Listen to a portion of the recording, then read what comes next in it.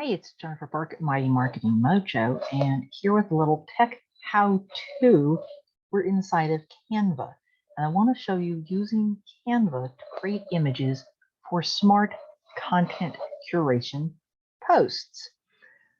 Curation is a great way to stay on top of being consistent with your content creation and content marketing. Share great things of value with your people. But one of the ways we want to do this, and we want to be clear that we are curating, we're sharing somebody else's original content, is by being on the safer side and the good side with the images that we use. Because our blog posts need images. A lot of different tools you could use. You know, I'm a Canva girl. Been a user since the beta days. I tell everybody that every time. We're inside of Canva because also I've got my templates set up. You're looking at some of them right now. My Facebook Live videos have a potential to have a particular template. My blog post featured images have a size and a template. There's two right here. And you can see the only main difference is I changed the colors in my brand palette between the two. I'm going to curate some content. In this case, instead of a blog post, it's actually a sales page that I'm curating about curation. I know, how meta. But I want to show you using a couple of tools, in particular the frames elements inside of Canva, so that we can make it a little bit clearer that the image that we're using is from somebody else's page, their post, it's their original created image.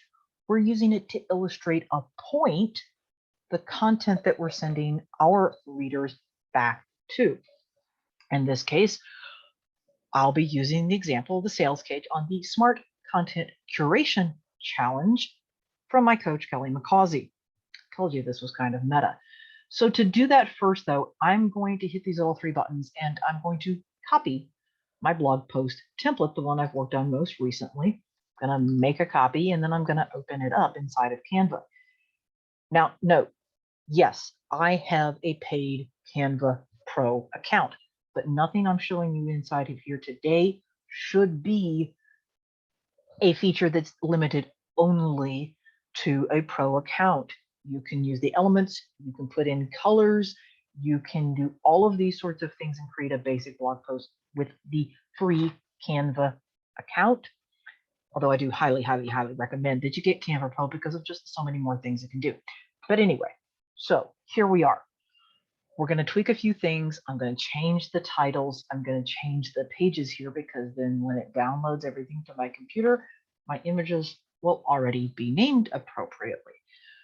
But that's the main thing. That's why we're using a tool like a Canva, like Adobe Spark or Stencil or Crello or some of the others that let you create this kind of template that makes it quick and easy.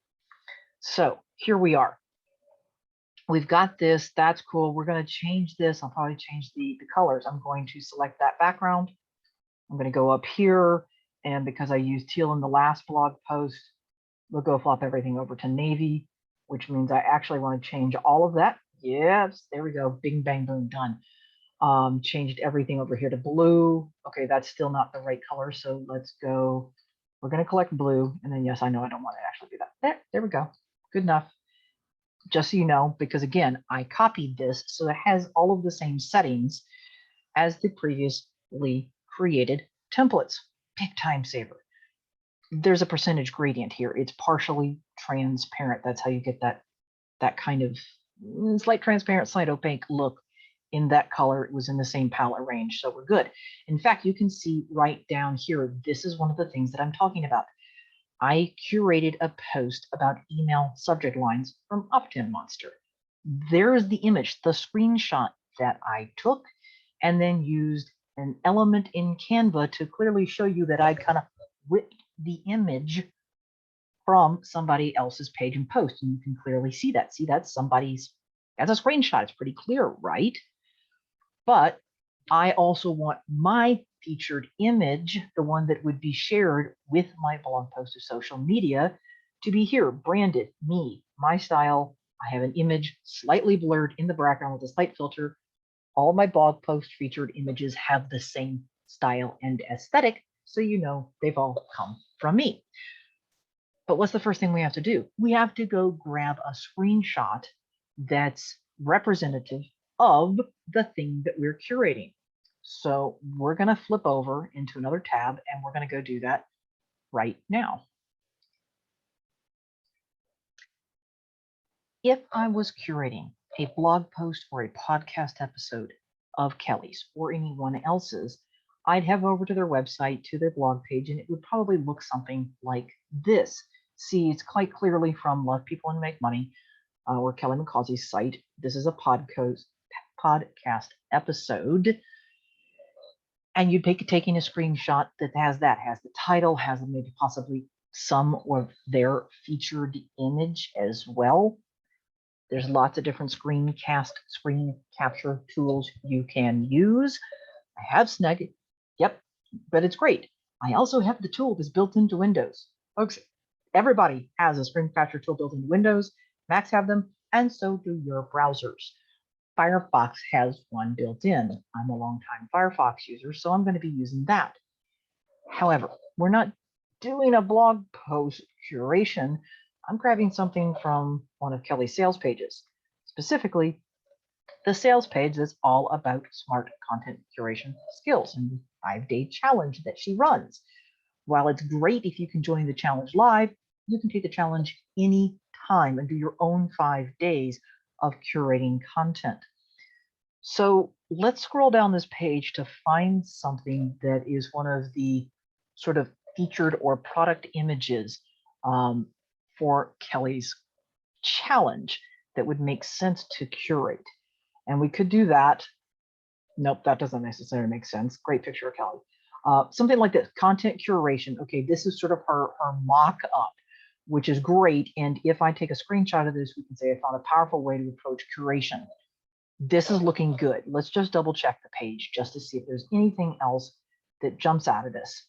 Here's part more of the sales page. You can see it's running when it's running live, and yes, you can win brownies. But you know what? This is the one we want. So I'm going to right click. Yes, I'm going to right click with my mouse in Firefox and choose take a screenshot. And I can either take the whole page, or I'm just going to put my little cursor over there and we're going to go and whoop. There we go. Boom. And now I can copy it someplace where I'm just going to download it. And I have an entire folder open in Windows where it's just literally screenshots. And this is the name it automatically gives it, but I want to give it, there we go. I'm going to give it Kelly Smart Curation Skills. And we're going to go, oops. Spell screenshot, and there we go. So we're going to save that. Now I'm going to be able to go upload that image into Canva and create the image for our blog post. So let me go upload it into Canva for you. Inside of Canva, there's my upload media. It's the little cloud icon. You can see I've uploaded tons of stuff inside of Canva because I've been using Canva for like 8 years. I have a ton of images in here. You can even see there's some screenshots that I've uploaded recently for curated posts. Let's upload the one. You can see where all the different places are that you can choose to upload from. And there it is. There's the Kelly Smart Curation one that we just did. And it's going to give it a second. It's usually pretty quick.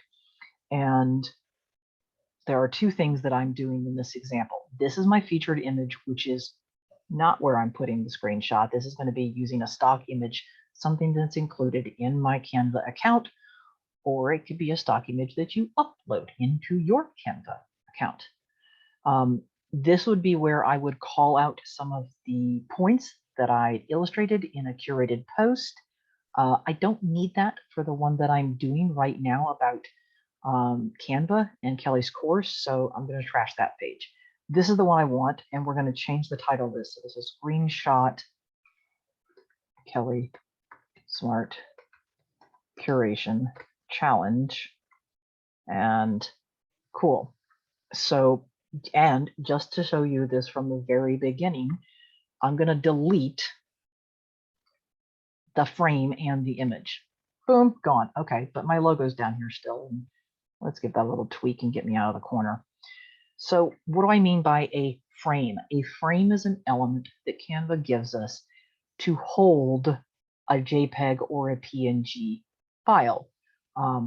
So let's go take a look. They're over here under elements. And they're pretty easy to find now. You have to scroll, and there's down here frames, tons of them. See, anytime inside of Canva where it's got the green mountains and the cloud, it means you can drop a picture in here and the picture will be contained within the shape of the frame. So a grid could possibly fill the entire design space that you're working with inside of Canva. Frames can be smaller and they have shapes. This is a really cool way to do a simple mock-up, folks.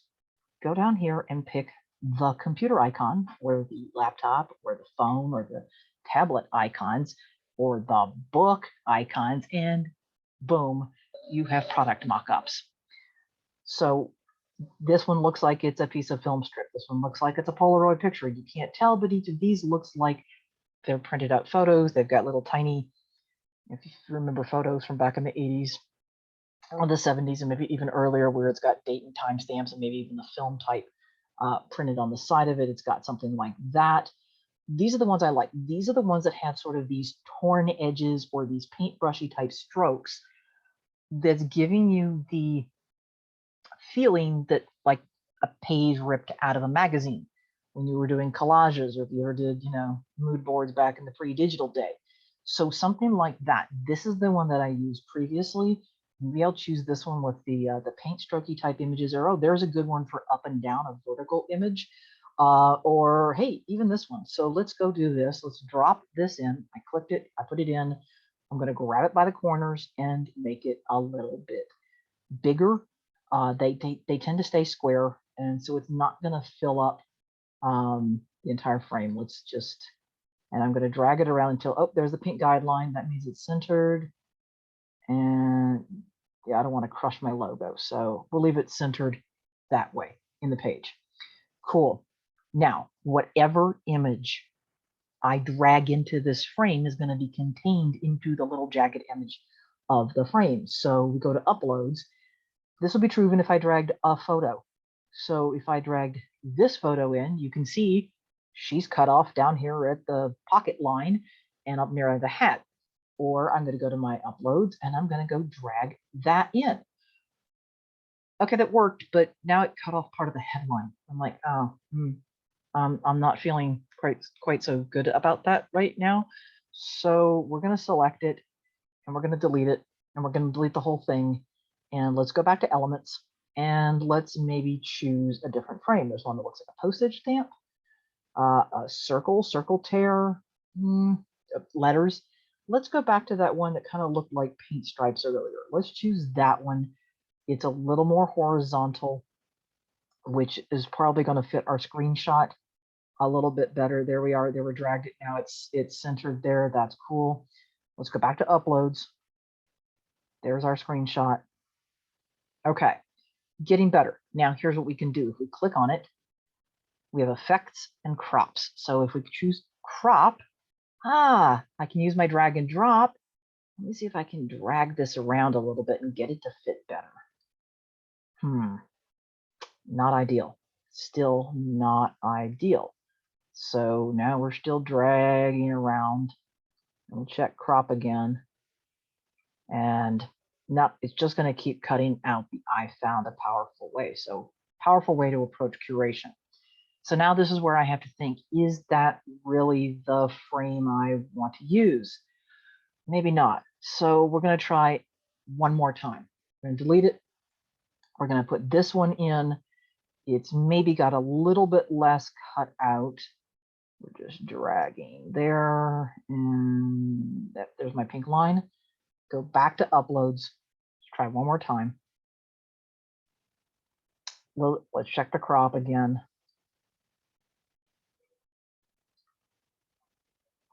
Okay, I'm okay with that.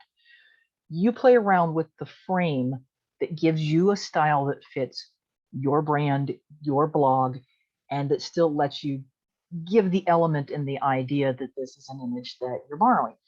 You know, if you really wanted, you know what, maybe we'll do it again. We'll try this one. I don't think there's enough difference, honestly, in this to show. And now it's very square. I just not necessarily a fan. We could go with one of the computers. You know, it would work. We could even potentially go with, this is, I haven't tried the oval for a curated blog post, so let's see what happens. You got to play around and see how they work. Nope, that's not it, folks. That's not the look we were going for.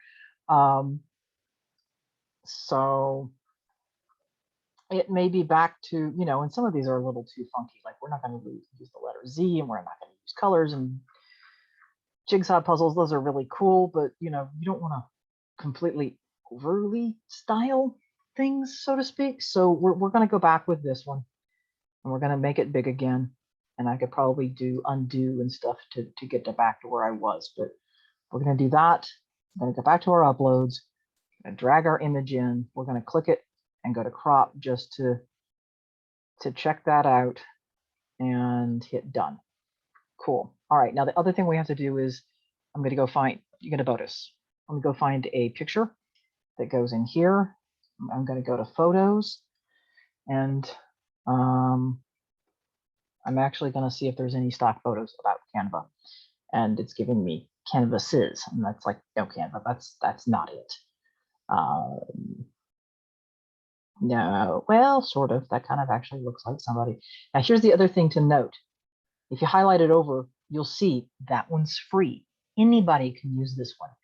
The little crown icon means it's only available free if you have a pro account, which means if I choose this image, I'm not going to pay for anything because I've already paid for it. It's part of my pro subscription to Canva. Great money well spent. I haven't had to spend money on stock photos in years because they're already built in. But you know what? I actually kind of like that one that we're not talking about painting and design. I kind of need something that indicates graphic design, and specifically Canva. So let's go back to the one where it looks like there's a woman who's using Canva. Now, the really cool thing about using a template and using a design that you've already created and you copied it, it already remembered my filter. I can check it by clicking filter, and even though it says none, I'm like, no, it's there. It's Cali. And the other thing that it has an adjust on it is that I know it has a blur factor of approximately 5, because that makes the text stand out a little bit more. I also don't like the text where it is, because previously I had more text, and oh, there we are. There we are. Now it's centered. You can barely see it, but the pink line is running through.